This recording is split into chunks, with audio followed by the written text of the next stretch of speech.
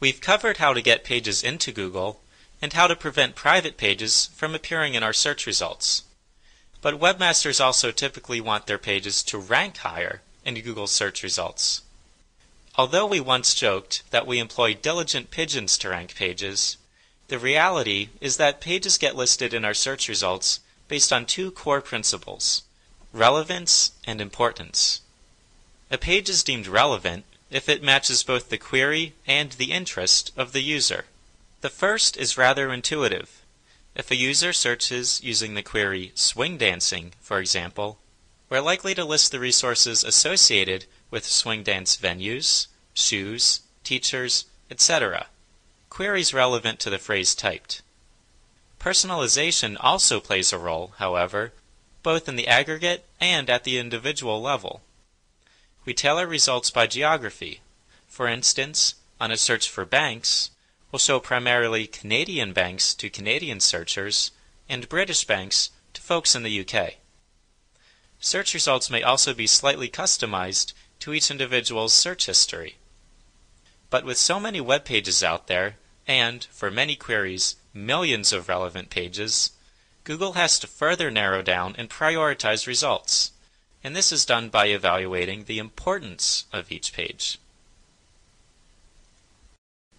Google's original algorithm set that assessed the importance of web pages was dubbed PageRank. It's now just one of over 200 components that go into ranking of web pages.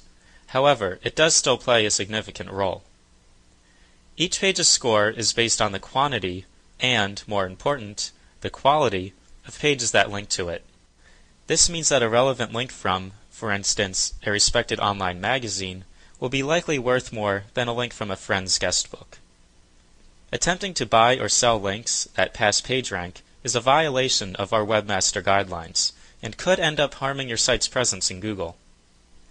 The best ways to increase your page's PageRank are to create good content, participate thoughtfully in relevant communities online and offline, and from this, garner quality links naturally. If you do buy or sell online advertising, you'll want to make sure that those links don't pass PageRank by using the nofollow attribute or other means recommended in our Webmaster Help Center. As we update our index, rankings naturally fluctuate, sometimes a little, sometimes a lot, and for a great variety of reasons. In Google's early days, we updated our index in large, occasional batches, playfully named Google Dances. Nowadays, however, we update our index incrementally. Typically, this results in subtle changes, but some sites can be affected more significantly. And while Google is moving forward, the web is changing at a frantic pace as well. The changes in your site, combined with the constant content and link updates around the web, can also noticeably affect your site's presence in Google. In some cases, however, a site can fall to a lower ranking because it was determined to violate the Webmaster guidelines. In such situations, you, and ideally an unbiased friend or expert, should carefully evaluate your site, identifying and fixing any issues. Note that these violations may have been caused by someone else who worked on the site previously, or even a hacker who unscrupulously added sometimes hidden links to your pages.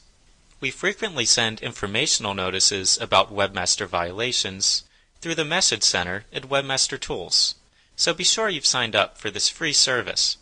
We'll talk more about Webmaster Tools later in this presentation. In the face of this challenging online environment, you undoubtedly want to improve the chances of your site doing well with users and Google over the long haul. Thinking like your users, while it may sound obvious, is actually a powerful start. Of course, you should provide content designed for users, not search engines, making sure to treat search engine bots just as other users and never sending them different content.